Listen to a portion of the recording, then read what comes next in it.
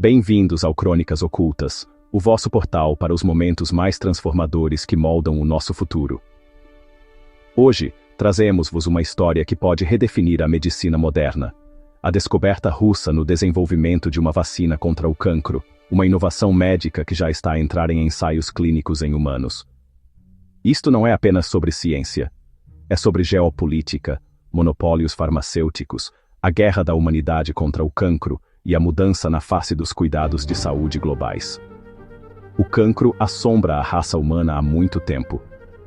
Apesar dos avanços monumentais na medicina, o cancro continua a ser a segunda principal causa de morte em todo o mundo.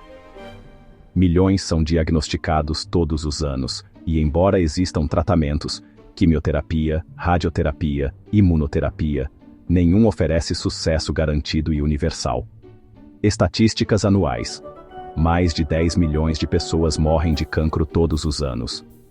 Custo econômico. Globalmente, os custos de saúde relacionados com o cancro excedem 1,16 bilhões de dólares anualmente. Limitações do tratamento. A maioria das terapias danifica as células saudáveis, tem efeitos secundários intensos e não oferece imunidade. Uma vacina?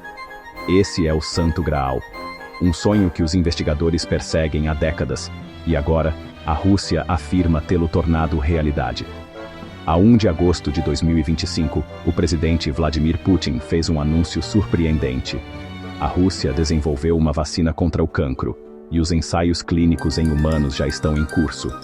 Desenvolvida por a Agência Federal Médico-Biológica Russa, FMBA. Tipo de vacina. Não totalmente divulgada, mas provavelmente uma vacina terapêutica baseada em imunoterapia, concebida para treinar o sistema imunitário a reconhecer e destruir células cancerosas. Fase. Os ensaios em humanos da fase Piro já começaram. Alvo. Inicialmente destinada ao tratamento de certos cancros comuns, possivelmente pulmão, mama ou próstata. De acordo com as fugas iniciais, a vacina funciona visando antigênios específicos do tumor, o que significa que poderia ser usada em diferentes tipos de cancro. Para entender a magnitude desta conquista, devemos primeiro compreender como funciona uma vacina contra o cancro. Ao contrário das vacinas tradicionais, que previnem doenças, a maioria das vacinas contra o cancro são terapêuticas, destinadas a tratar o cancro existente ou a prevenir a recorrência. Aqui está a lógica científica. As células cancerosas exibem proteínas anormais. As vacinas podem treinar as células T do corpo para identificar esses marcadores. Uma vez treinado, o sistema imunitário pode atacar as células cancerosas sem prejudicar o tecido saudável. Isso significa menos efeitos secundários, melhores resultados e potencialmente imunidade a longo prazo. Se a Rússia decifrou este código, pode significar o início de uma revolução imunológica contra o cancro. No seu discurso televisivo, Vladimir Putin enfatizou que a vacina seria partilhada com o mundo por motivos humanitários, ecoando a abordagem anterior da Rússia durante a Covid-19 com a vacina Sputnik V. Isto não é apenas uma declaração científica, é geopolítica. Citação de Putin. Esta não é apenas uma conquista da Rússia, é a esperança da humanidade. O Estado russo anunciou que disponibilizará a vacina a todas as nações, independentemente do alinhamento político, priorizando os países em desenvolvimento. Analistas sugerem que isto poderia marcar uma nova era de diplomacia da vacina, onde a ajuda médica se torna uma ferramenta de soft power. O anúncio da Rússia, segundo relatos, causou ondas de choque na Big Pharma, especialmente na Europa e nos Estados Unidos. Eis o porquê. Economia farmacêutica. O tratamento do cancro é uma indústria de 200 mil milhões de dólares anuais. Empresas como a Pfizer, a Roche e a Novartis dominam o mercado global de oncologia. Uma vacina russa de baixo custo ameaça minar as terapias patenteadas e abrir o acesso a tratamentos acessíveis. Existem receios de que os lobbies farmacêuticos ocidentais possam contestar ou desacreditar a vacina. Guerras de patentes ou sanções políticas possam surgir. A aprovação da vacina em países ocidentais pode enfrentar atrasos regulatórios deliberados. A Rússia está a preparar-se para estes cenários, possivelmente através de parcerias com as nações BRICS e alianças da Ásia-Pacífico para ensaios e distribuição rápidos. O sucesso da Rússia na ciência biomédica não deve ser subestimado. Embora muitas vezes ofuscada por gigantes de pesquisa ocidentais, a Rússia tem uma profunda história em inovação de vacinas. Desenvolvimento da vacina da poliomielite, década de 1950. A Rússia foi uma das primeiras a produzir em massa a vacina da poliomielite. Vacina Sputnik V, Covid, a primeira vacina Covid registrada globalmente. Investigação genética. A FMBA tem investido fortemente em oncogenômica e imunogenética na última década. Esta vacina contra o cancro não é um caso isolado. Faz parte de uma visão médica estratégica defendida pelo governo russo, especialmente porque o Ocidente, com as suas sanções, força a Rússia a tornar-se autossuficiente em ciência e medicina. A Índia e outros países em desenvolvimento podem desempenhar um papel fundamental nesta história. A Rússia poderá optar por fazer parceria com a indústria biotecnológica da Índia para a produção em massa da vacina. As vias regulatórias da Índia são mais rápidas e acessíveis do que as da Europa. Países em África, América Latina e Ásia provavelmente formarão a primeira grande vaga de implementação da vacina. Para o Sul global, isto poderia significar acesso a tratamentos oncológicos avançados sem as barreiras de preços ocidentais. Redução da carga de saúde devido a mortes relacionadas com o cancro. Colaboração científica com institutos russos na participação em ensaios clínicos. A velocidade dos ensaios da Rússia levantou algumas questões nos círculos médicos ocidentais. Estão a ser seguidos os protocolos de segurança? A vacina está a ser apressada por prestígio geopolítico? Quais são os efeitos secundários a longo prazo se houver? Em resposta, a FMBA terá aberto os seus dados de ensaios clínicos a observadores selecionados da OMS. Convidado revisores internacionais para a transparência. Lançou um livro branco preliminar para as comunidades científicas globais. Isto indica uma vontade de responsabilidade científica, mesmo em meio à tensão geopolítica. Houve dezenas de projetos de vacinas contra o cancro falhados no passado. Do Zikawa ao Japão, a excitação inicial muitas vezes terminou em desilusão. Mas o que distingue o projeto da Rússia? Parece ser direcionado a múltiplos cancros, não específico para um tipo. O financiamento público permite a distribuição sem pressão corporativa. Os ensaios começaram mais rapidamente do que o habitual, indicando evidências pré-clínicas robustas. Ainda assim, os especialistas médicos aconselham cautela. A ciência não deve ser impulsionada pelo nacionalismo. Vamos ver os dados antes de celebrar. Doutora Ellen Kramer, oncologista, Universidade de Toronto. Este é o equilíbrio que enfrentamos agora. Otimismo com escrutínio. Ao terminarmos a primeira parte deste relatório, aqui está o que o mundo aguarda. Dados completos do ensaio da fase PRIM, esperados em 2-3 meses. Processos de aprovação para uso de emergência em pacientes de alto risco. Licenciamento aberto para parceiros de fabrico no estrangeiro. Divulgação pública da estrutura antigênica e métricas de resposta imunitária.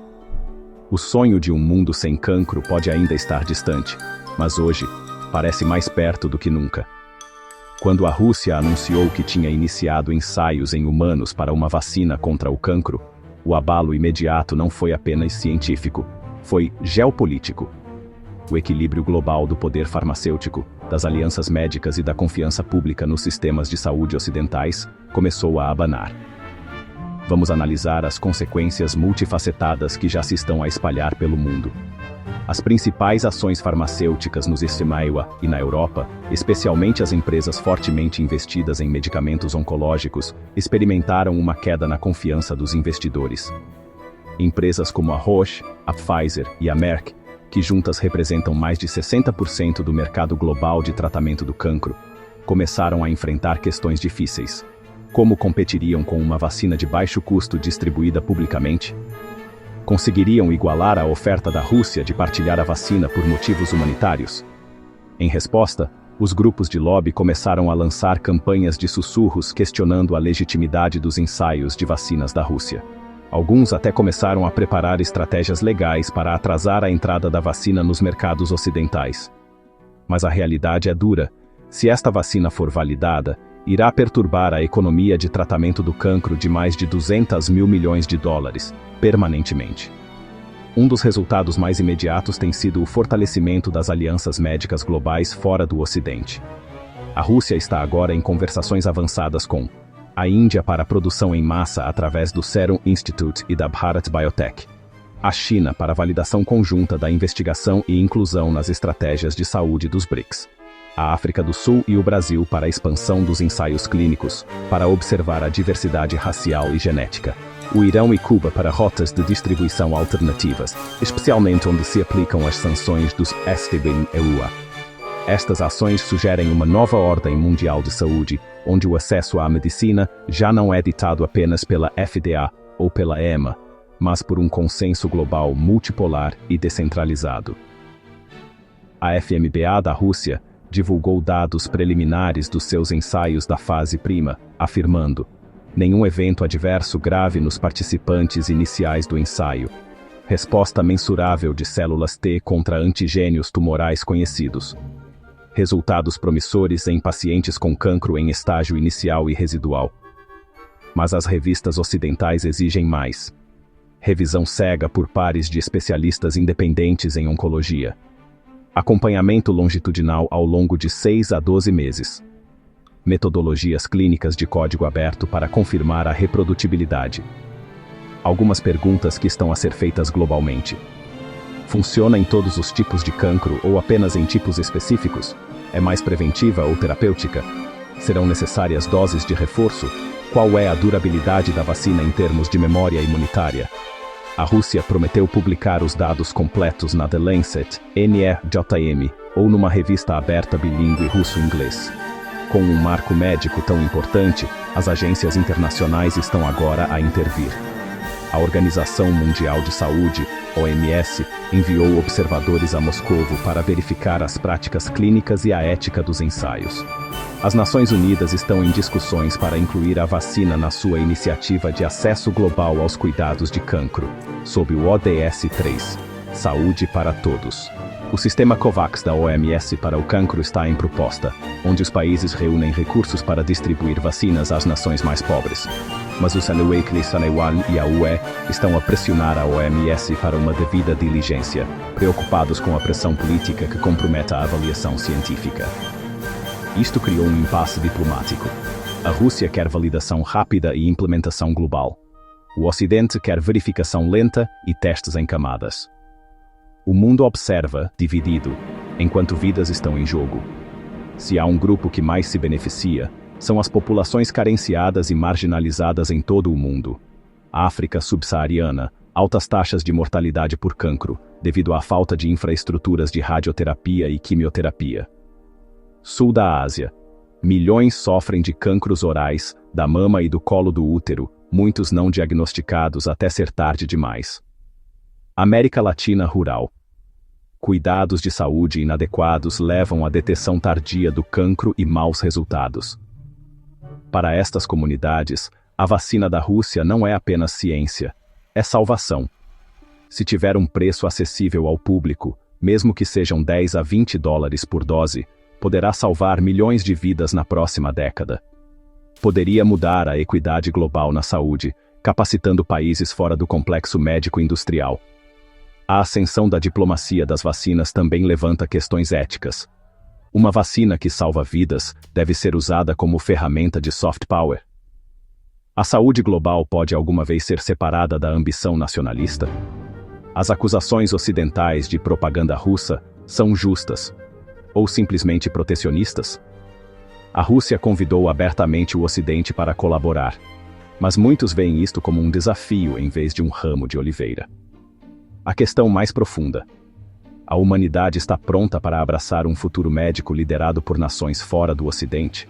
Ou o nacionalismo continuará a sobrepor-se à santidade da vida?